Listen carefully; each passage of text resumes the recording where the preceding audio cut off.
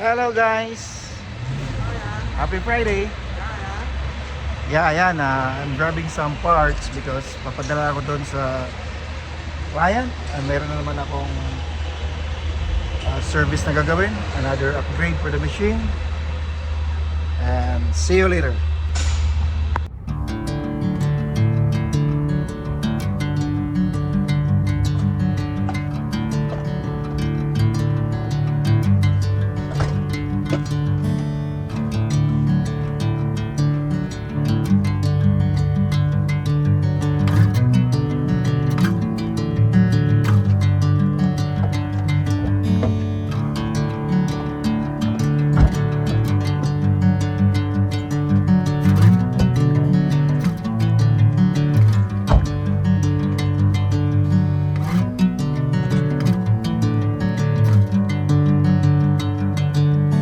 Bring me into golden sunlight. If I'm going with you, I know we'll get to the other side. Sinking in, I know this feels right. Catching a breeze, love moving through me like a wildfire, like a wildfire.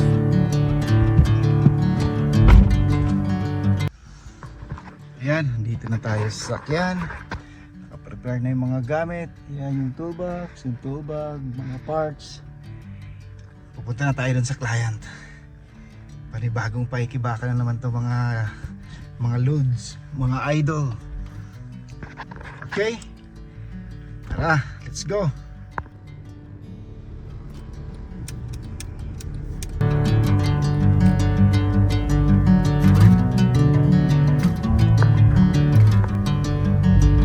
Okay, let's go, let's go. Pupunta na naman tayo doon. Tuloy sinabi ko, pupunta na naman doon sa client. At ang ganda ng weather. Ang ganda ng weather today. Saktong sakto. At saka Friday today. So ang galing. And ito yung pinaka the best na part na gustong gusto ko sa work ko. Yung papadala ka doon sa client. Kasi kung positibo ka or positive yung mindset mo, pabor sa'yo to, gustong gusto mo to. Alam mo kung bakit? Para sa akin this is only my own opinion about being you. Ikaw lagi yung you're the one who always or your boss always sent you to do the job, lalo na pag mga emergency na job or yung kailangan matapos agad. Swerte ako dahil ako laging napipili. Yun nga, sabi ko, kung positibo ka, mo yon, yung tawag nito, lagi mong ipagpapasalamat yon.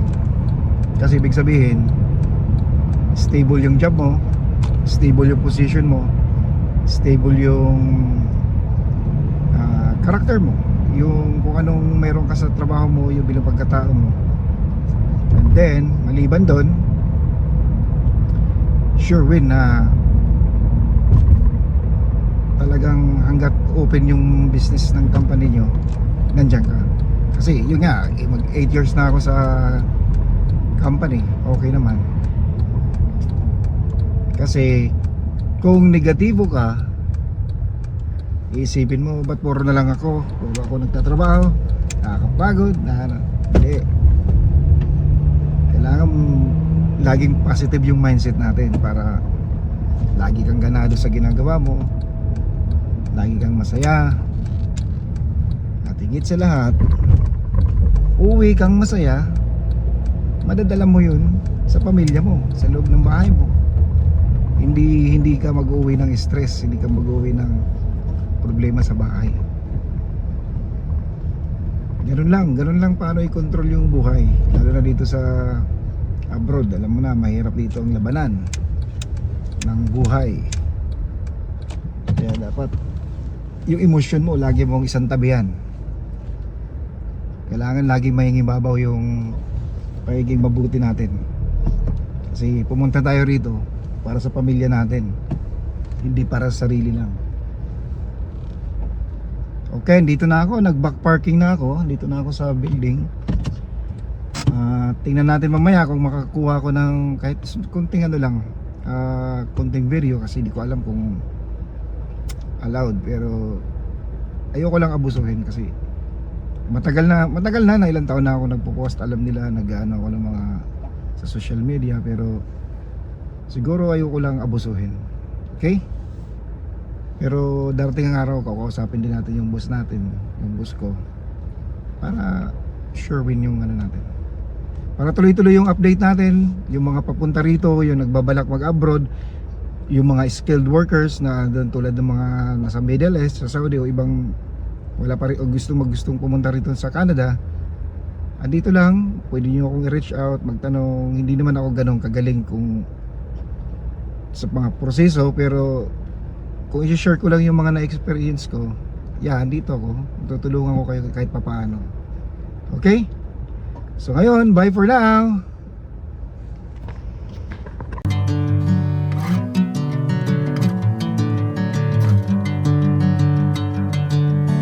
Bring me into golden sunlight. If I'm going with you, I know we'll get to the other side. Sinking in, I know this feels right. Catching a crazy love moving through me like a wildfire, like a wildfire.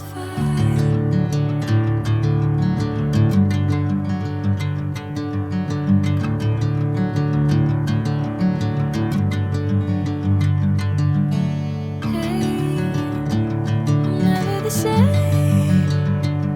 Whenever you're calling my name, I'm taking my sweet time. Hey, whatever the plan, I know I'm holding the best of me out of my hand. I know you'll always understand. Bring me into golden sunlight. If I'm going with you, I know we'll get to the other side. Sinking in, I know this feels right. Catching a crazy love moving through me like a wildfire, like a wildfire. Ayan, biglang break muna tayo. Tanghali na rito.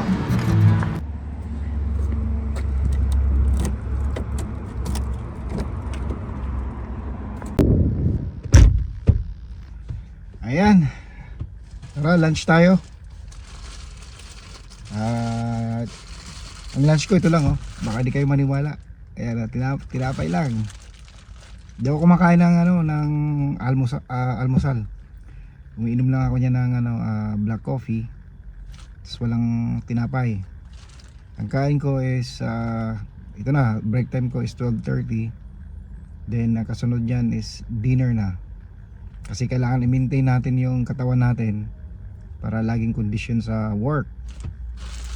Hindi pwede yung paano lang tayo, chill. Kailangan kahit may edad na sasabay tayo sa mga bata. Kaya muna tayo.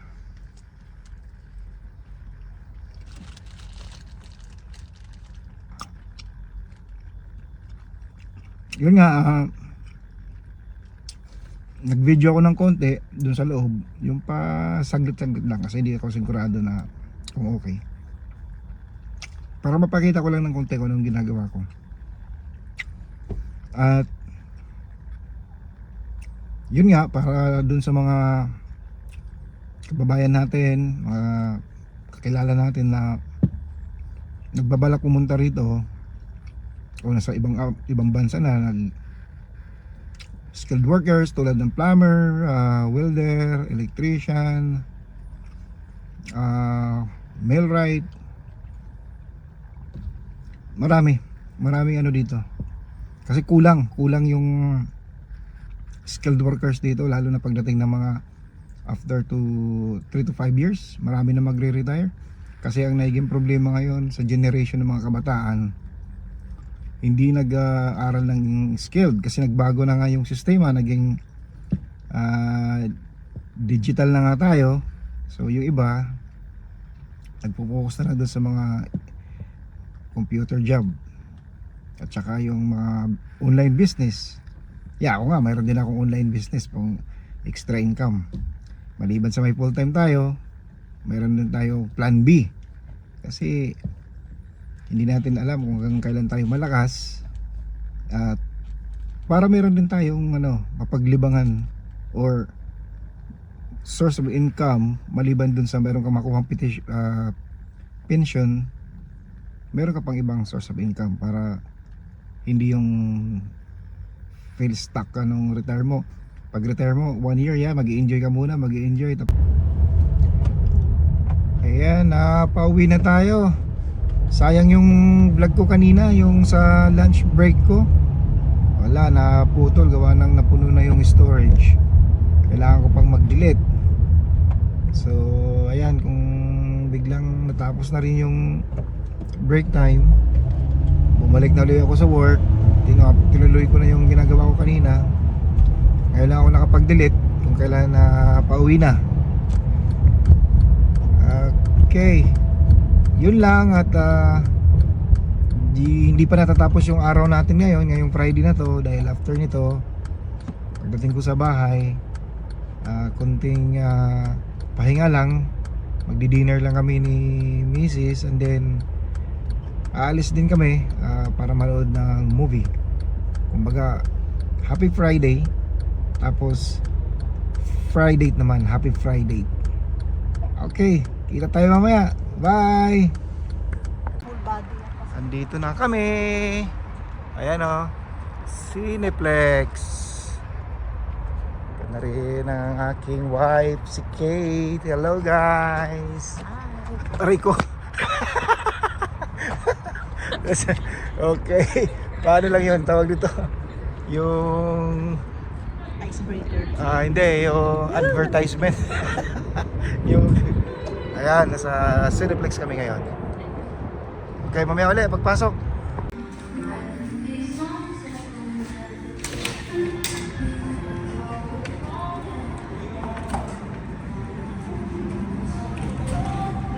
Ayan yung mga choices na movie. Ito yung mga coming soon. Hindi pala choices, yung mga coming soon to. Dito yung kuha ng ticket, pero kumuha na ako kanina online. So ayan. So ito yung pinili namin. Story ni Michael Jackson. Yan yung pinili namin. Punta na tayo dun sa pakita na natin yung ticket natin. Ayan, nandito kami. Order kami ng makakain sa loob. Siyempre, automatic na dyan yung popcorn. Popcorn yan At saka pop. Pop kasi dito sa Canada. Sa atin, soft drinks. Wala ano pa? Yung ano lang. Popcorn and zero.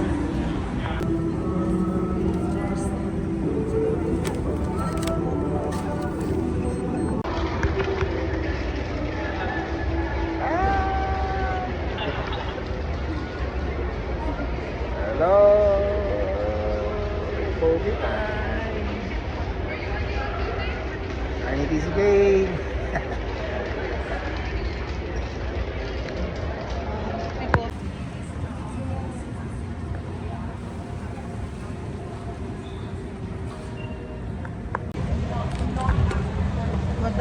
There we go! Andito na kami! Naka-order na ng popcorn! Drinks kasi katapos lang namin nag-dinner bago pumunta rito. So para lang may makut-kut sa loob. Okay, at papasok na kami sa loob. Anong number tayo? 9. Sa 9. So balikan namin kayo mamaya after the movie. Bye for now.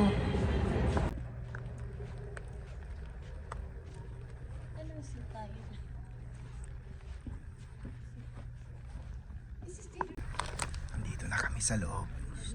Bawal daw mag-ingay. Hindi pa rin simula. Nagbabay na kami kanina pero andito kami ulit. Mamaya uli. Okay, the movie is done. At medyo bitin nga lang yung movie. Huwag kang magbigay ng hint. Medyo, ano pala tawag doon? Spoiler. Spoiler. Madilim na, kahit na maliwanag. Okay, good night guys. Spoiler. Just like, subscribe, and hit the bell notifications. See you. See you in the next vlog. Bye-bye.